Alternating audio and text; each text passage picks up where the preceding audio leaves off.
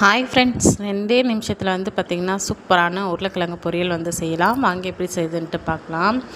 இதுக்கு பார்த்திங்கன்னா இந்த மாதிரி ரவுண்டாக சிப்ஸ் மாதிரி நான் கட் பண்ணி எடுத்திருக்கேன். உங்களுக்கு எந்த ஷேப் வேணுமோ அந்த ஷேப் கட் பண்ணிக்கலாம். ஆனால் இதுக்கு இப்படி இருந்தால் தான் நல்லாயிருக்கும். அது கூடவே பார்த்திங்கன்னா கொஞ்சமாக கொத்தமல்லி, அதுக்கப்புறமா கொஞ்சமாக மிளகுத்தூள், 1 ஸ்பூன் போல் மிளகாய்த்தூள், 1 ஸ்பூன் போல் பார்த்திங்கன்னா இஞ்சி பூண்டு பேஸ்ட்டு, இதுக்கு தேவையான உப்பு, இது எல்லாமே சேர்த்துட்டு கொஞ்சமாக எண்ணெயை சேர்த்துக்கோங்க. எண்ணெய் சேர்த்துட்டு நல்லா கையை வச்சு பிசைஞ்சு விடுங்க. மசாலா எல்லாமே ஈவனாக படணும்.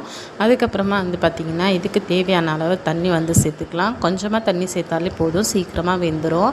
இந்த மாதிரி தண்ணி சேர்த்துட்டு அடுப்பில் வச்சிடலாம். ஒரு 5 நிமிஷத்துக்கு ஒரு டைம் ஓப்பன் பண்ணி நல்லா பார்த்திங்கன்னா மசாலா சுருளாக வரணும். அப்போது அந்த ஸ்டேஜில் இறக்குனீங்கன்னா சூப்பராக இருக்கும் இந்த பொரியல். இது ரசம், அதுக்கப்புறமா பருப்பு சாதம், இந்த மாதிரி எல்லாத்துக்குமே சூப்பராக இருக்கும். கண்டிப்பாக ட்ரை பண்ணி பாருங்கள். இந்த வீடியோ பிடிச்சிருந்தா மறக்காமல் சப்ஸ்கிரைப்